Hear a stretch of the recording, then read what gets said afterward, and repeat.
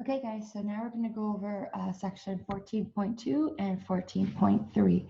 Now, this section is all about, these upcoming sections are all about spontaneous mutations and induced mutations. Now, obviously, when we think about spontaneous mutations, that's something that happens naturally, right? It's because of our own replicative machinery and just things that are happening already inside of our own system, right? So various metabolic reactions that could create specific species that then, like species, but I mean molecular species, like reactive oxygen species, that could then go ahead and tamper with our DNA. Right, so spontaneous just means natural. Induced is just something that you get from the outside, and that under laboratory conditions, you can purposely induce these mutations. So obviously, when we look at spontaneous and induced mutations, the mutation rate, so the frequency of the mutation coming up, is a lot more higher in induced mutations than spontaneous mutations. So keep that in the back of your mind as we go through this. All right. So first place where we can get, so we're going to talk about spontaneous mutations first and then induced mutations. Sorry, hold on. Okay, sorry about that, guys. So DNA replication errors and slippage. So during the actual process of DNA replication, when our DNA polymerase enzyme goes ahead and duplicates or replicates our DNA, sometimes things can occur, right? Sometimes they can introduce, it can accidentally introduce bad and wrong bases, right? It can introduce an extra or delete a base as well. Yeah. A lot of times the errors are fixed and removed by the proofreading mechanism of DNA polymerase or even DNA repair mechanisms within our body. So we have extraneous enzymes in our bodies or whichever organisms that specifically are there to repair mechanism, like to repair DNA. So if these guys don't catch the mutation, then we have a point mutation. In addition, we can have slippage, right? And this can lead to insertions or deletions. So this is when it doesn't necessarily, the DNA polymerase doesn't necessarily mess up the complementary base, just like, add into the complementary base. But sometimes your DNA template strand, the single strand can loop out, right? So we can have, I'm going to change it. Hold on. Here we go. So if this is our DNA strand right here, and say a little bit of it loops out, okay? And I have my DNA polymerase attached to it. Let's pretend primers, etc. Everything's good. It's attached to it, and we start replicating it. This loop, since it's looped out, it's probably base paired with itself. It's looped out, is not going to be included. And so now we have a shorter DNA, replicated DNA, right? Our shorter replicon, essentially. This loop is not replicated. And so this is one way that we can have, this is known as slippage in the sense that we can have deletion. In addition, sometimes there's also replication slippage when we have a lot of tandem repeats, when we get to a sequence of DNA that is just a bunch of repeats of the same nucleotide or the same dinucleotide sequence over and over and over again. So right here I have A. Occasionally, the DNA polymerase, as it's reading this, right, it may accidentally include an extra T or, so the complementary T, right, the complementary thymine, or mistakenly forget one. So this is actually, when we have these tandem repeats, these are known as, these areas in the DNA are known as mutation hotspots. They're known as hotspots because this is where slippage can really happen. Slippage can happen anywhere in the in the DNA, but it is particularly prevalent in these mutation hotspots just because, I mean, imagine reading, hundreds and hundreds of adenines over for like 100 times. You're going to, the DNA polymerase is probably going to mess up. And so it may accidentally introduce one or more nucleotides, creating a loop or newly synthesized strand. So with the addition now of these nucleotides now extend and make the DNA a little bit longer, right? And so now we have an extra loop. Another thing that we have to consider is a tautomeric form of bases. So bases can take on several forms. They have these, they basically shift, right? They shift, and these shifts are known as tautomeric shifts because the different forms that they take are tautomers. So tautomers are essentially isomers of the same molecule that are that can interconvert between one another, between each other, and it's basically the proton being moved around in the molecule. It's just one proton is being moved around the molecule. And when this happens, which happens naturally, during the actual shift, I'm so sorry. I'm really sorry about that, guys. It's that kind of day today. So sorry. Please just forgive me. I'm just going to continue going forward. So the so bases naturally kind of shift. They have these isomers of the same base. They're essentially the same base, but they go from like they kind of shift. Again, their proton shifts and they become these isomers of themselves. So, for example, with thymine, we go from thymine the keto type, right, to the actual. Wait, hold on, can't see it. From the keto type to the enol type. Cytosine, we go from amino to amino, right? So when this happens, so this is constantly occurring. This is known as a tautomeric shift. So it usually, you know, we go from keto to enol and then vice versa, etc. When the shift does occur, so usually we go from keto, we have thymine binds to adenine as per normal, or cytosine, when it's amino, it binds to guanine as per normal, right? When the shift does occur, the thymine, which is now in the enol tautomer, can now bind to guanine, essentially. Okay, it can bind to guanine, and so that's obviously not good. Okay, so usually thymine, and I'm actually going to draw it out for you guys, just if you're interested in the chemical like things. Here's the stop share. So something like thymine and guanine, we go from the keto to the enol, right? So keto would look something like this, and then it's basically interchanged with an enol, and then the amino would look something like this. So if we draw it out on the actual thing, NH2, there's the amino, right?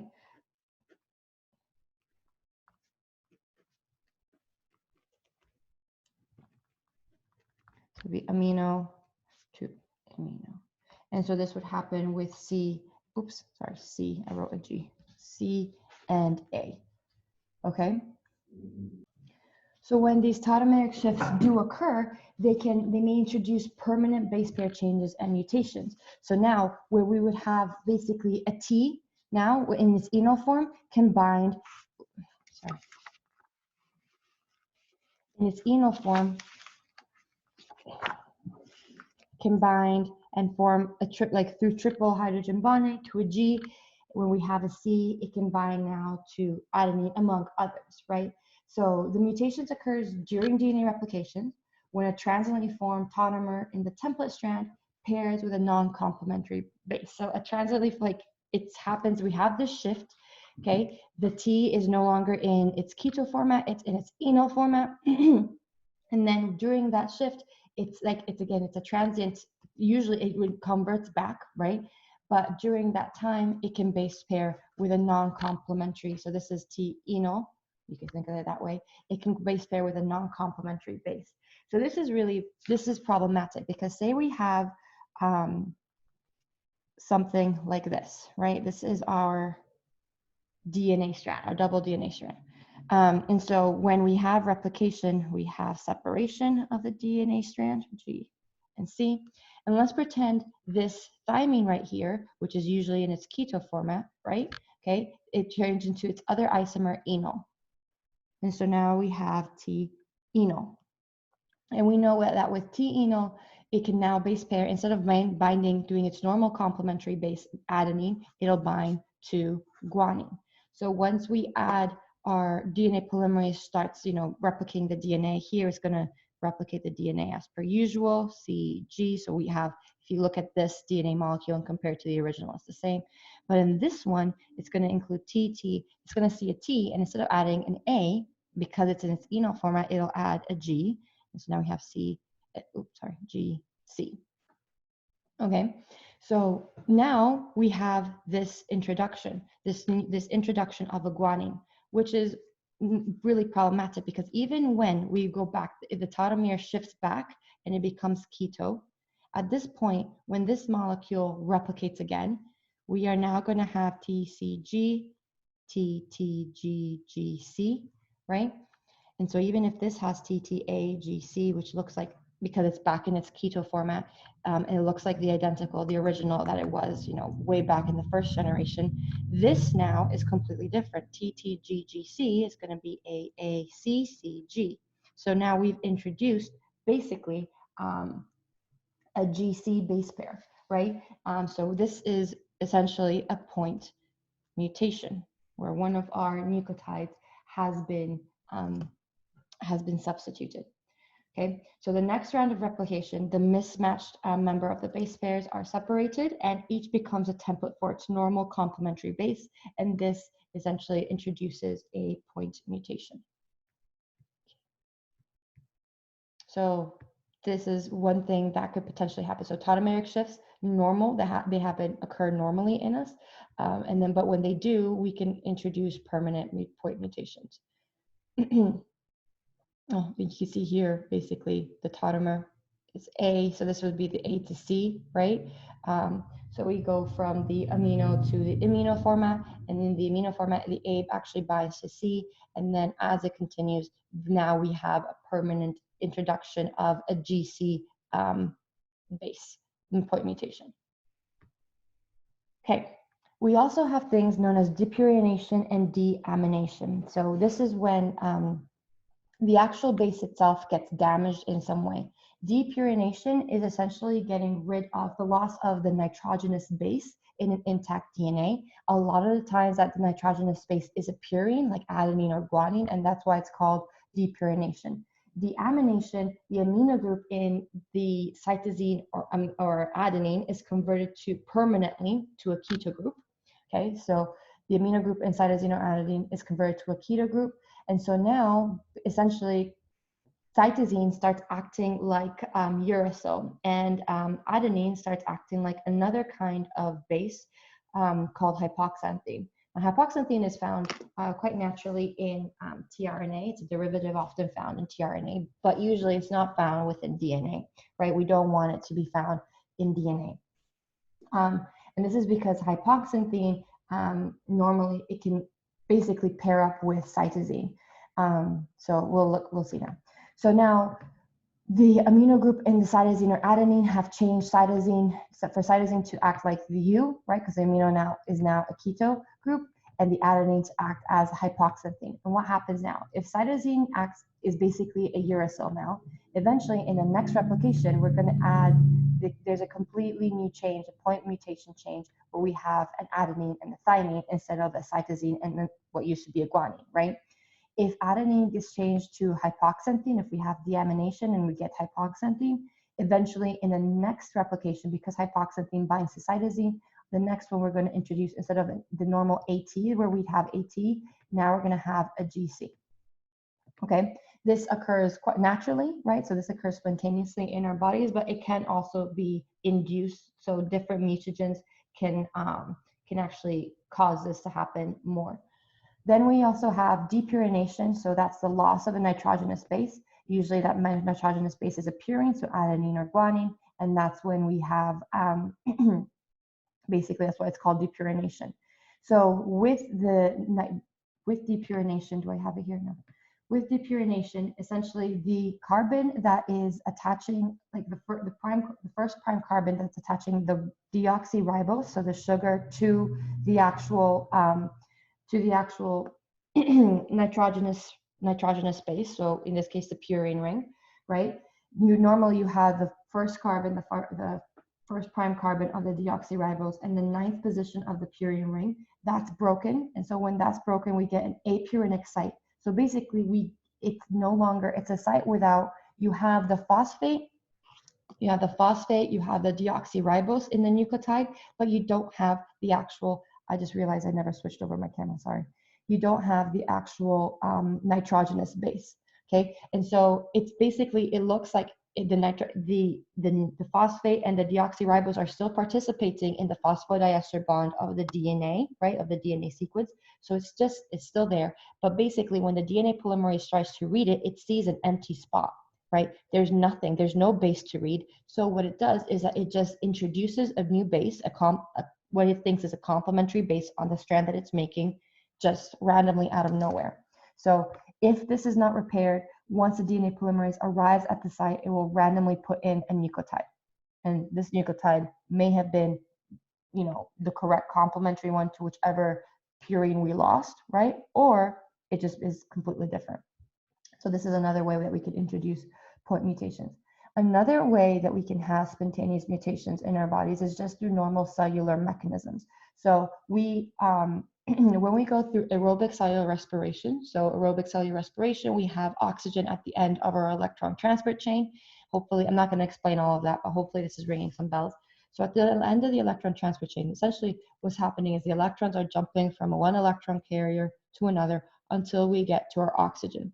And usually there's like a lot of different electron carriers, and it's necessary for these electrons to jump one electron carrier at a time until we get to oxygen. If they don't do that, and sometimes they do slip up, if sometimes they they jump ahead or they skip a bunch and they go directly on oxygen, we can get what we call free radicals, where essentially we have unpaired electrons on our oxygens. So free radicals include superoxide radicals or hydroxyl radicals. We can also get other reactive oxidants known as hydrogen peroxide, right? So these kind of reactive oxidant species, also known as ROSs, ROS, right? They can basically incur a lot of oxidative damage on not just DNA, but on other molecules as well, right? So DNA may suffer oxidative damage by the byproducts of normal cellular processes, or even high energy radiation. High energy radiation can also cause reactive oxygen species. And so basically these radicals or this hydrogen peroxide attack, like they put electrons on places where they shouldn't be, and they're obviously going to change those things, right? They're obviously going to change the DNA or whatever molecules they've attacked. And so this can significantly change. This is why we take in antioxidants. I'm sure you guys have heard about this, right? The media is blowing up about antioxidants. Antioxidants fight these reactive oxidant species.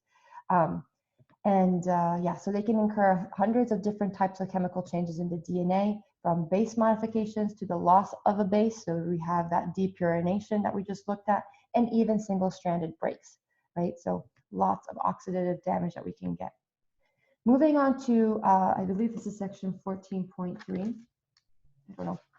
So this is now the induced mutations part, right? So this is when things that are outside in the environment that cause mutations on us. So we really have like a lot of things that can cause, like our own spontaneous mechanisms can cause mutations, right? We can just flip up and make errors by ourselves.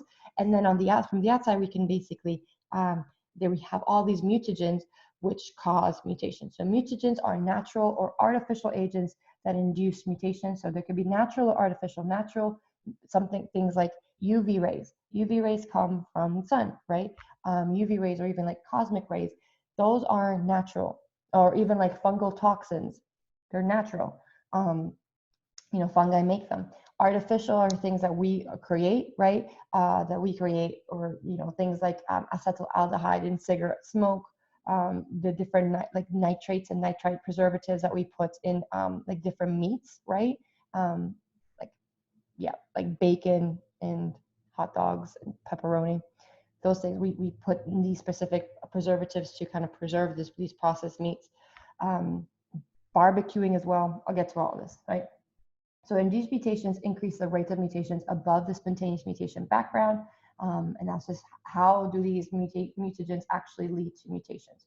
One of the ways they do it is through making base analogs.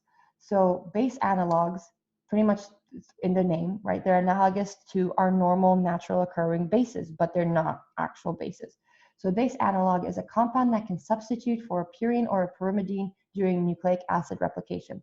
So two really common ones are 5-bromouracil. So that's basically your uracil, right? That has been halogenated. A halogen has been added to it, specifically bromine, bromine is added to it. So if you see here, we have bromine. I can't highlight it, but in the picture, bromine is now added to the uracil. So when bromide is added to the uracil now behaves as a T analog. So in the presence of the bromide, instead of methyl group increases the probability, instead of a methyl group, we now have a bromine, and this increases the probability that a tautomeric shift will occur. So we know what tautomeric shifts will happen when now this 5-bromouracil, it acts as a thymine, and it goes ahead and change into its enol form. It has a high, it basically can bind to things like guanine instead of its normally binding to adenine. So remember, uracil, when it's in its normal format, it binds to adenine.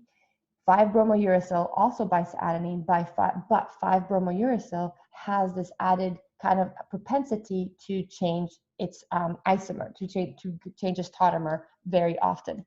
And when it does that, it goes from its keto format to its enol format. And during its enol format, it'll bind to guanine. And so again, kind of like before, we just gain these point mutations. In addition, the 5-bromouracil presence in a DNA sequence just makes it a lot more sensitive towards things like UV light, and UV light in itself is also mutagenic.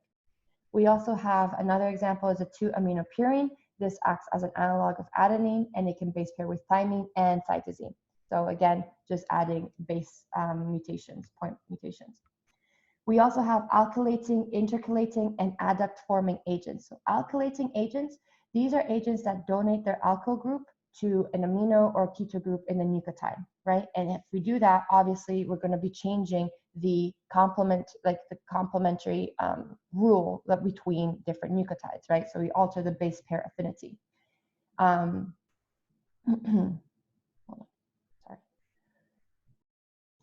Sorry about that. So basically, alkylating agents, they add essentially like a methyl group or like an ethyl group to your amino or keto group, right? And so something like ethylguanosine now would no longer bind to cytosine properly, but I think actually, I don't know what it binds to. It binds to something other than cytosine. It probably would act more as I would say more like adenine, right? It would probably act more like adenine and therefore bind to something like thymine. That's what I'm thinking, but I'm not 100% sure of what it binds, like what it changes into. So again, you're just changing the base so that it binds to something else that it shouldn't bind to. Intercalating agents, this should be bold as well. Intercalating agents are chemicals that have dimensions and shapes that allow themselves to wedge in and kind of like fit inside the actual DNA, between the DNA base pairs. So obviously this kind of distorts the DNA sequence because there's something wedged inside of it, and this can cause problems with replication, transcription, you name it, right? And even like proofreading and DNA repair systems, they wouldn't be able to access it as well. We also have adduct forming agents. So adduct forming agents or DNA adducts are just things that can bind to the DNA. So they covalently bond to DNA. And when they do that, they change its conformation and interfere obviously with replication and repair. And these adducts can be found everywhere. My dog is on a roll today, Pistol. Stop. Sorry, guys. Okay, so these these DNA adducts, these things that covalently bind to the DNA, so there's something like literally physically bound to the DNA, right? Changing it, not changing it like in terms of the sequence, but like changing its conformation. And so that's going to interfere with the replication, transcription, and all that stuff, and repair. So an example are acetaldehydes. These are things that actually are found in cigarette smoke or tobacco. Heterocyclic amines, HCAs. These are things that arise from simply basically just cooking different meats, like a lot of beef and chicken and everything. They just naturally arise.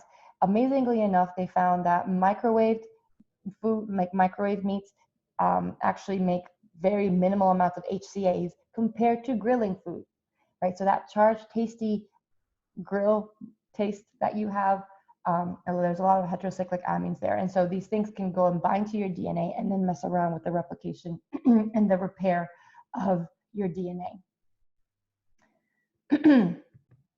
Okay, and now we move on to radiation. So different types of radiation. Again, this is not like natural for the most part, except for X-rays, and these can cause mutations, right? So UV rays are one of them.